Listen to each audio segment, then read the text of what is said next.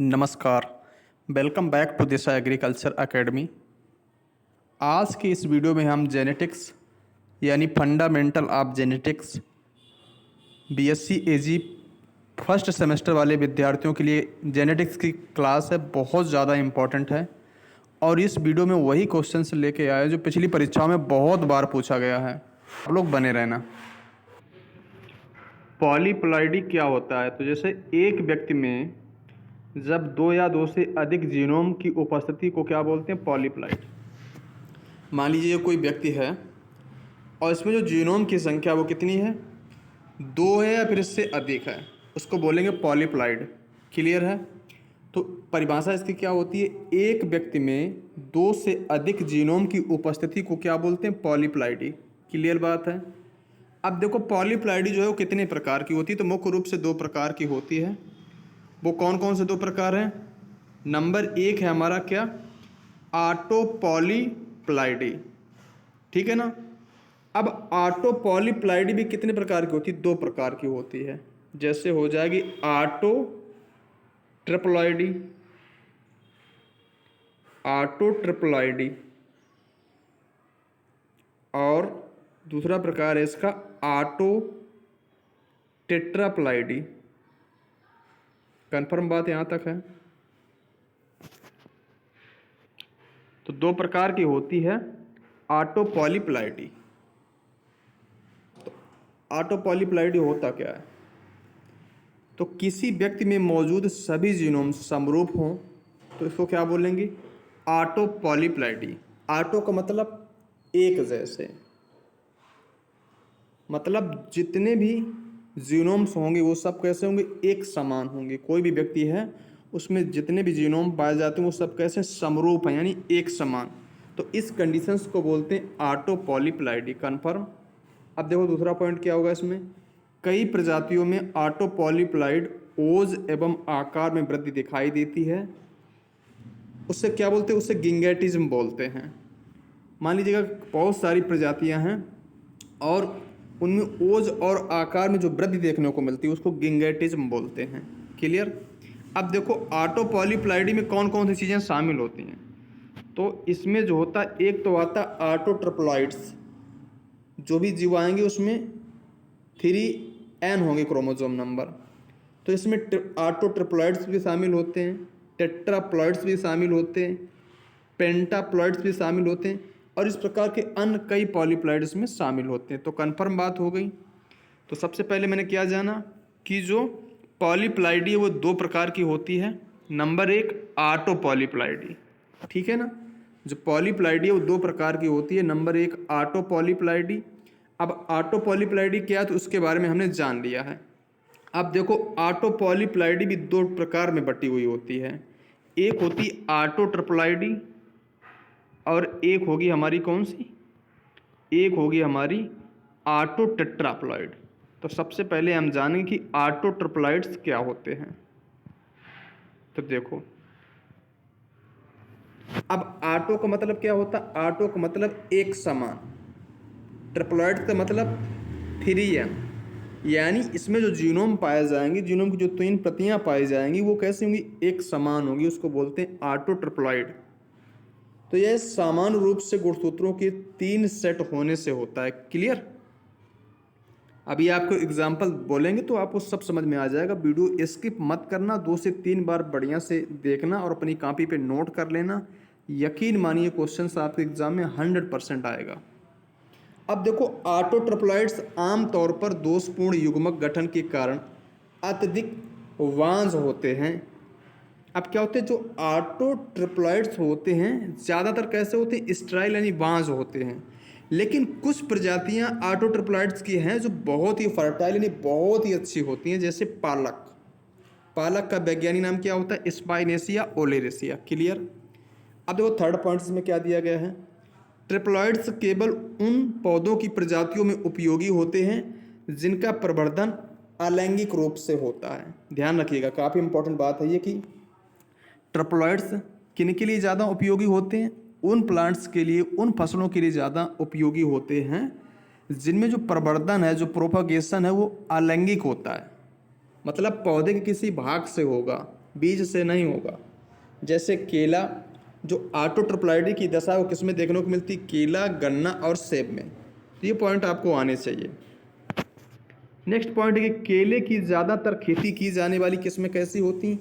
Auto ट्रिप्लॉइड्स होती हैं और बीज रहित भी होती हैं। ध्यान रखिएगा, जो चीज़ ट्रिप्लॉइड होगी वो कैसी होगी? बीज रहित यानी सीडलेस भी होगी। तो जो केला हमारा खाने वाला होता है वो कैसा होता है? ऑटो ट्रिप्लॉइड्स होता है, त्रिगुणित होता है। ठीक है। इसी प्रकार मेरे भाई तरबूज देखो क्या है, तरबूज जो बीज रहित होते हैं ना वो भी कैसे होते हैं? ट्रिप्लॉइड होते हैं। और है ना, इसमें क्या होता है? शीघ्र परिपक्व हो जाएंगी। और जो ट्रिप्लॉइड होते हैं तरबूज, उसमें क्या होता है? रोग प्रतिरोधक क्षमता ज़्यादा होती है, रोग बहुत कम लगते हैं। अब जो तरबूज जो हमारा है वो टेट्राप्लॉइड्स और डिप्लॉइड के बीच का क्रॉस होता है। यानी कहने का मतलब जो ट्रिप्लॉइड तरबूज होगा, जो त्रिगुणित तरबूज होगा, वो टेट्राप्लॉइड और डिप्लॉइड के क्रॉस से तैयार किया गया है। इसका एक बहुत अच्छा एग्जाम्पल है तरबूज की एक वैरायटी जिसका नाम है पूसा बेदाना। बीज रहित वैरायटी है और ये टेट्रा 2 गुणे पूसा रसाल के क्रॉस से बनाई गई है। टेट्रा 2 इंटू पूसा रसाल के क्रॉस से बनाई गई। आगे देखो, इसी प्रकार शुगर बीट यानी जो चुकंदर होता है, ट्रिप्लॉइड जो शुगर बीट्स होते हैं, जो ट्रिप्लॉइड चुकंदर होगा वो डिप्लॉइड की तुलना में काफ़ी अच्छे होते हैं। उसमें चीनी की मात्रा भी ज़्यादा देखने को मिलती है, जड़ें भी बहुत सारी बड़ी होती हैं। तो ये फीचर्स हैं, इनको आपको अच्छे से आने चाहिए। तो अभी मैंने क्या पढ़ा? पॉलीप्लाइडी क्या है। अभी इस वीडियो में मैंने क्या पढ़ा कि पॉलीप्लाइड क्या है और पॉलीप्लाइड कितने प्रकार की होती है। तो पॉलीप्लाइडी 2 प्रकार की होती है। Number 1 autopolyploidy. अब ऑटो पॉलीप्लाइडी भी 2 प्रकार की होती है, ऑटो ट्रिप्लॉइडी और इसका जो दूसरा भाग है वो कौन सा है? दूसरा भाग है इसका ऑटो टेट्राप्लॉइड। ठीक है ना। अब इनमें क्या होता है? इनमें एक ही प्रजाति की जो 4 प्रतियां होंगी वो एक समान होंगी। क्लियर। इनमें एक ही प्रजाति की 4 प्रतियां होती हैं। मान लो कोई ये एक प्रजाति है और इसकी फिर कितनी प्रतियां होंगी? 4 होंगी। इसी को बोलते हैं ऑटो टेट्राप्लॉइड। जैसे हमारा आलू है, ठीक है ना, आलू, ये ऑटो टेट्राप्लॉइड्स का एग्जाम्पल है। जैसे 4 प्रतियां इसकी कौन कौन सी हो गई? जैसे एक में 12 गुणसूत्र है, एक में 12 है और एक में 12, एक में 12 है। इन 4 को जोड़ दो तो आलू में गुणसूत्र संख्या कितनी होती? 48 होती है। तो देखा ना, एक ही प्रजाति है और उसकी जो 4 प्रतियां हैं बिल्कुल एक समान है, सभी में 12-12 गुणसूत्र हैं। तो इस प्रकार से चारों मिलकर एक ऑटो टेट्राप्लॉइड्स का निर्माण करते हैं। अब ऑटो टेट्राप्लॉइड्स आमतौर पर बहुत स्थिर भी होंगे, बहुत उपजाऊ होंगे और ये हमेशा पेयरिंग यानी जोड़े में होते हैं। अभी मैंने आपको बताया कि 12-12-12 4 थे कि नहीं, तो 2 जोड़े में थे ये, तो हमेशा ये जोड़े में देखने को पाए जाते हैं। पेयरिंग पार्टनर जो होते हैं, जो साझेदार होते हैं, पार्टनर अर्धसूत्री विभाजन के दौरान उपलब्ध होते हैं। और सबसे इम्पोर्टेंट बात है कि ऑटो टेट्राप्लॉइड्स में कौन कौन सी क्रॉप्स आती हैं। तो इसमें राई आ जाएगी, घास आ जाएंगी, अल्फा अल्फा यानी लूसर्न आ जाएगी, बरसीम आ जाएगी। बरसीम पूरी नहीं आती बल्कि बरसीम की एक वैरायटी जिसका नाम है पूसा जायंट। ये कैसी प्रजाति है? टेट्राप्लॉइड्स होती है, ध्यान रखिएगा। और मूंगफली और आलू, ये सब ऑटो टेट्राप्लॉइड्स के फेमस यानी प्रसिद्ध एग्जाम्पल हैं।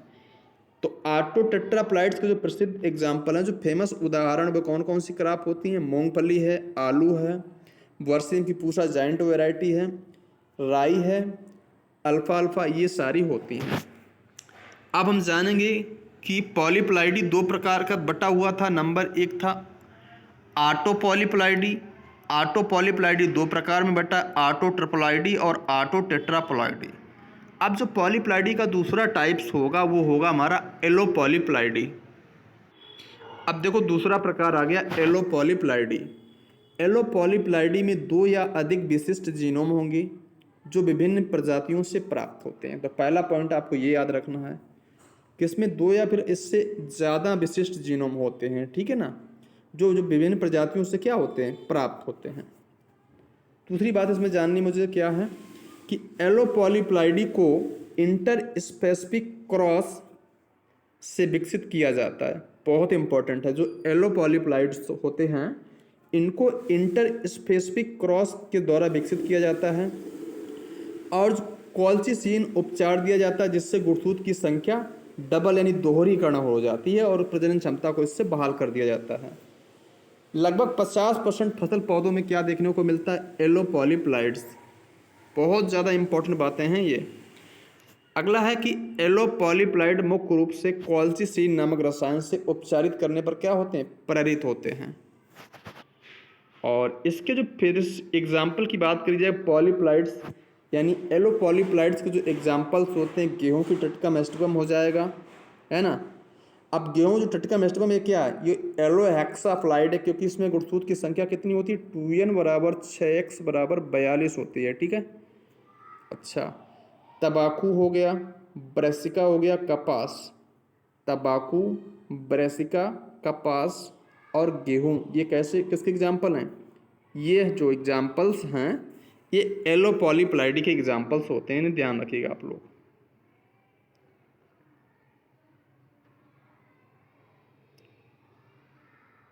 नेक्स्ट है टिटकेल। ये भी काफ़ी इंपॉर्टेंट है, आपसे अलग से पूछा जा सकता है कि टिटकेल क्या है। तो मानव निर्मित प्रथम अनाज है ये, और ये इंटरजेनेरिक क्रॉस के द्वारा बनाया गया था, है ना। बहुत इंपॉर्टेंट है ये। गेहूं जो इसमें लिया गया था और सिकल सीरियल, गेहूं यानी टिटकम एस्टिबम और सिकल सीरियल के क्रॉस से इसको बनाया गया था और रेम्पू नामक वैज्ञानिक ने इसका विकास किया था। रेम्पू नामक वैज्ञानिक ने। जो राई थी इसमें वो सूखा और रोग प्रतिरोधी गुण को जो है प्रेजेंट करती थी, और जो गेहूं है ये उच्च उपज के लाभ को जोड़ता था। तो ये एक फेमस क्वेश्चन था जो परीक्षा में कई बार आया, तो मैंने सोचा इसको करा दिया जाए। तो पॉलीप्लाइड की परिभाषा क्या है? पॉलीप्लाइड की परिभाषा के बारे में जाना हमने। फिर ये दो प्रकार का होता है, नंबर 1 ऑटो पॉलीप्लाइडी और नंबर 2 एलो पॉलीप्लाइडी। एलो पॉलीप्लाइडी के कोई भाग नहीं होते, अकेले ही होता है, जबकि ऑटो पॉलीप्लाइडी के दो भाग होते हैं।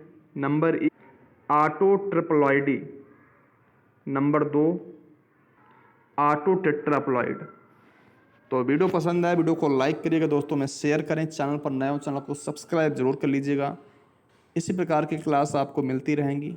Thanks for watching.